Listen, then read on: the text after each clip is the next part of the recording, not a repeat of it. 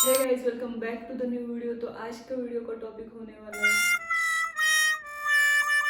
कोण कोण तुला पण यायची व्हिडिओमध्ये, तुला पण यायची, इसको भी आना है, इसको भी बताना है।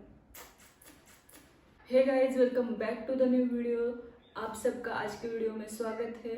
तो आज के वीडियो का टॉपिक होने वाला है, जो भी आप लोग ने मेरे साथ भर भर के लिखा है, दीदी आपने डिग्री कैसे ली, आपने डिप्लोमा में एडमिशन कैसे लिया, आपकी जर्नी कैसे थी। रुको रुको रुको, बताती हूँ।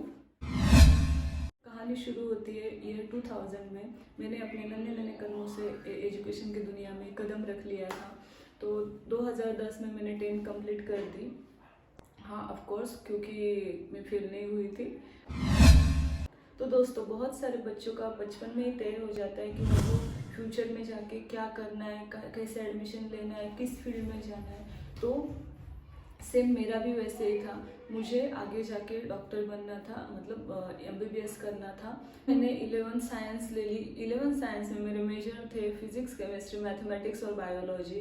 फिर 12th में जाने के बाद मैंने सोचा कि मुझे MBBS करना है, तो मैं क्यों मैथमेटिक्स रखूँ। तो मैंने मैथमेटिक्स को हटा दिया और मेरे सिर्फ 3 ही मेजर बचे, फिजिक्स, केमिस्ट्री और बायोलॉजी।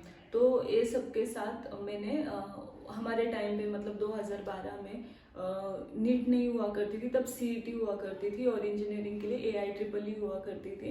और उसके बाद में रिजल्ट्स आए, 12th के रिजल्ट्स आ गए, CET के रिजल्ट्स आ गए, एडमिशन की प्रोसीजर चालू हो गई। मेरे एडमिशन की प्रोसीजर मैंने की थी BJ मेडिकल कॉलेज पुणे में से।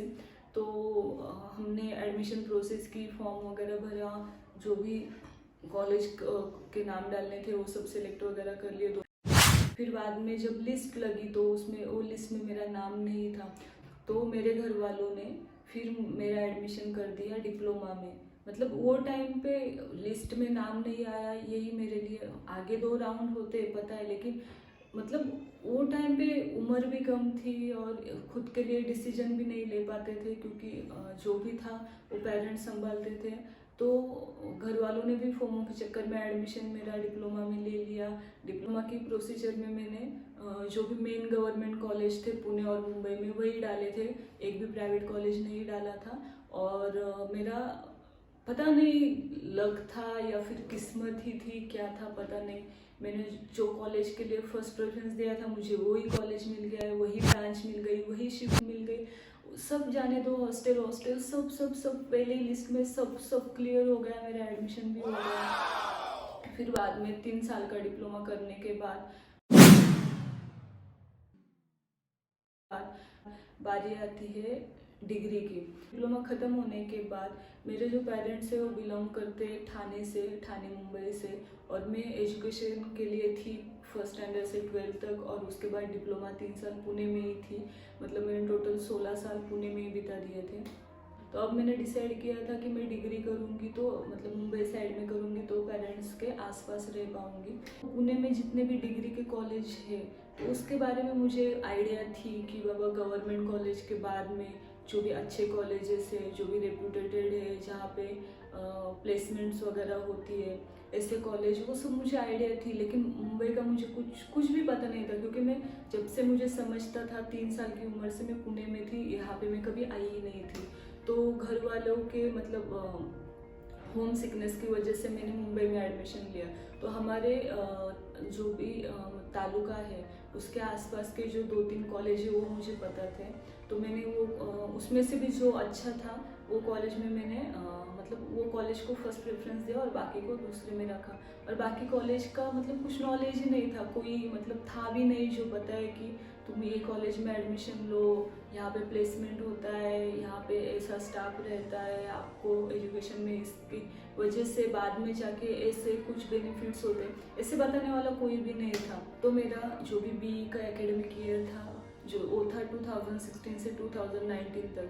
पर जब हम पास आउट हो रहे थे, मतलब जब हमारा लास्ट ईयर लास्ट सेम चल रहे थे, तो कोई भी कंपनी नहीं आई, किसी भी कंपनी ने अप्रोच नहीं किया, और कॉलेज में से हमारी प्लेसमेंट नहीं हुई, किसी की भी नहीं हुई। तो मैं आप लोग से एक बात शेयर करना चाहूँगी कि आप सबको पता है कि MBBS के बहुत लिमिटेड कॉलेज रहते हैं। मतलब अगर आप गवर्नमेंट कॉलेज देखोगे तो बहुत बहुत लिमिटेड कॉलेज रहते हैं, और प्राइवेट में भी जाओगे आप तो वो भी बहुत लिमिटेड रहते हैं। और जो रहते हैं प्राइवेट, उसकी जो ट्यूशन फीस है वो एक नॉर्मल इंसान अफोर्ड कर ही नहीं पाता।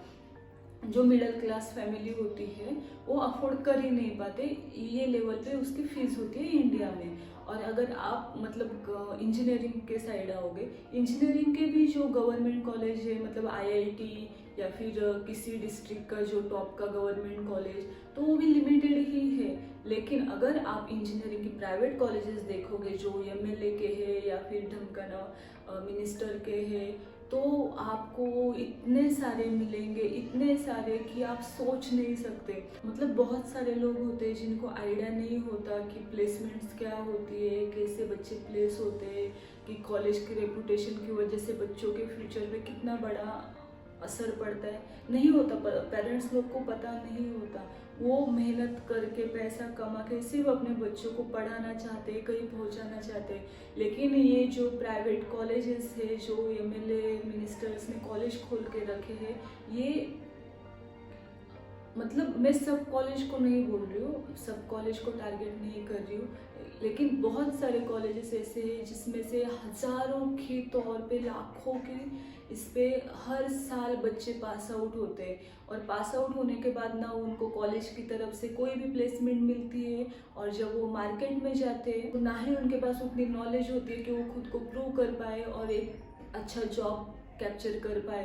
और आप लोग को पता ही है कि अभी कंडीशन ऐसी है कि जो भी डिप्लोमा या फिर डिग्री करके मतलब प्राइवेट कॉलेजेस में जहाँ पे कोई प्लेसमेंट नहीं है वहाँ से बाहर निकलता है, तो उसको 10 या 12 हज़ार की नौकरी मिलना भी एक टाइम पे इतना मुश्किल हो जाता है कि बच्चे कुछ भी काम करने के लिए तैयार हो जाते हैं। कुछ बच्चे मैंने ऐसे भी देखे, मतलब रियल बता रही हूँ, कुछ बच्चे मैंने ऐसे भी देखे कि जो 3-3 महीने विदाउट सैलरी जॉब कर लेते, सिर्फ इसकी वजह से क्योंकि उनकी प्लेसमेंट नहीं हुई होती।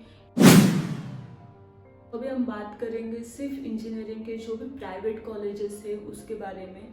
मैं मतलब मुझे महाराष्ट्र ज़्यादातर मुंबई ठाणे का पता है, बाकी जो भी डिस्ट्रिक्ट्स है या फिर स्टेट्स है उसका मुझे कुछ आइडिया नहीं है। लेकिन आपके यहाँ पे भी सेम ऐसा रहेगा तो प्लीज़ कमेंट में लिखिएगा। तो पेरेंट्स सिर्फ यही ट्राई करते कि वो अपने बच्चों को बेस्ट दे सके, लेकिन जब जो इनर कोर होता है ये सिस्टम का, तो उनको उस बारे में उतनी आइडिया नहीं होती। और बच्चे भी मतलब बच्चे भी इतने क्या बोलते हैं उसको, बच्चों का भी इतना क्लियर या फिर बच्चों को भी इतना नॉलेज नहीं होता वो टाइम पे कि उनको कैसा कॉलेज में एडमिशन लेना है, ये सब का उनके फ्यूचर पे क्या मतलब क्या असर होने वाला है वो नहीं समझ पाते वो टाइम पे। बच्चे मेहनत करते, पास होते, डिग्री ले लेते हैं। तो दोस्तों मैं हूँ सिविल इंजीनियर, मुझे कॉलेज में सिखाया जाता है irrigation engineering, environmental engineering, tunnel engineering, construction management, project management, building and construction और बहुत सारे सब्जेक्ट। 3 साल डिप्लोमा के, 3 साल डिग्री के, टोटल मिला के 12 सेम, बहुत सारे जर्नल, बहुत सारी न सोई हुई रातें, बहुत सारे एग्जाम्स। ये नहीं सिखाया जाता कि ये सब का यूज़ करके करियर कैसे बनाते हैं। तो दोस्तों मेरी तरफ से आप लोग के लिए एक ही राय है, आजकल यूट्यूब है, वो ज़माने में यूट्यूब नहीं था। यूट्यूब पे आपको बहुत सारी इन्फॉर्मेशन, बहुत सारी मतलब ऐसी कोई भी इन्फॉर्मेशन नहीं है जो आपको यूट्यूब पे नहीं मिलेगी। तो आप अगर 10th में है या 12th में है, आप आगे की पढ़ाई की तैयारी कर रहे, सोच रहे, तो उसके बारे में ना पूरी इन्फॉर्मेशन निकालो, अच्छी कॉलेज निकालो, कॉलेज कौन से, कॉलेज कैसे चूज़ करना चाहिए। दोस्तों आपके पास अभी इतनी इन्फॉर्मेशन है गूगल पे, यूट्यूब पे, तो आप इस सब का फ़ायदा ले, ये सब पूरा सर्च करें। क्योंकि जो आप आपके ज़िंदगी के 12th के बाद, 10th के बाद जो भी 7-8 साल लगाते हो आपका करियर बनाने के लिए, वो आपके ज़िंदगी के सबसे अहम साल होते हैं। अगर वो बिगड़ गए तो बाद में सब समेटने के लिए बहुत साल लग जाते हैं। तो बेहतर रहेगा कि आप एडमिशन लेने से पहले पूरी इंफॉर्मेशन निकालें, आप देखें कि आप बाद में इस फील्ड में ऐसे रोल पे ऐसा रोल निभा सकते हैं क्या, आपको ज़िंदगी भर वो काम करने वो आपको पसंद आएगा क्या। ये सब चीज़ें आप ध्यान में रखते हुए एडमिशन आपको लेना है। कि आपके रिलेटिव्स, आपके दोस्त या फिर कोई भी रहने दो जो भी आपके सोसाइटी से बिलोंग करता है, वो किसी को पता नहीं होता कि आप कैसे सिचुएशन में से गए हो या फिर जा रहे हो।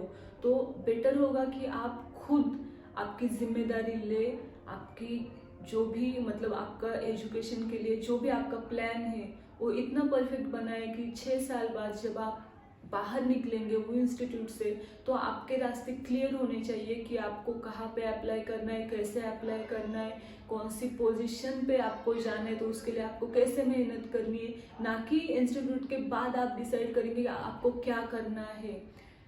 आपका पहले से ही सब क्लियर होना चाहिए, क्योंकि अगर आप पहले से ही क्लियर होते हैं तो जब आपका करियर की स्टार्ट हो जाता है तो आप क्लियर रहते हैं कि आपकी ज़िंदगी में आपको करना क्या है और आपके कम साल बर्बाद होते हैं। मेक श्योर कि आप वो सब गलतियां ना करें, क्योंकि पेरेंट्स हमको 100 नहीं 1000% सपोर्ट करते हैं। पैसे के बारे में रहने दो, इमोशनल सपोर्ट के बारे में रहने दो, कोई भी रहने दो, वो उनकी तरफ से कभी कम नहीं करते। लेकिन वो भी हर चीज़ नहीं देख सकते, उनको भी हर चीज़ नहीं पता होती। तो आपकी जिम्मेदारी बनती है कि आप आपके लिए स्टैंड ले, आप पूरा सर्च करें, पूरा डिग आउट करें, आपको जो चीज़ में इंटरेस्ट है फिर उस पर डिसीजन ले और फिर उसके काम करें। दोस्तों शुक्रिया कि आपने मुझे क्वेश्चन पूछा कि आपने कैसे जो भी आपका एजुकेशन है वो पूरा किया। मैंने आपको सिर्फ ऊपर का लेयर बताया है जो भी है, और आपके लिए वही जानना ज़रूरी है, क्योंकि लेयर्स निकलते हैं तो अच्छा नहीं होता। और मेरी तरफ से आप सबको ऑल द बेस्ट।